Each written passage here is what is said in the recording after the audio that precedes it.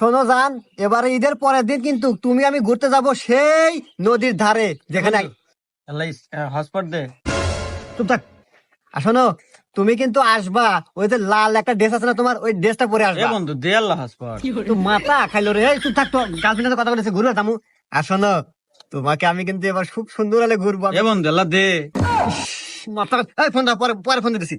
এই সবসময় hotspot hotspot করো, সেই তুই এমবি কিনতে পারস না? এমবির যে দাম, আমি এত টাকা এমবি কিনা কিভাবে চালামো বন্ধু ক?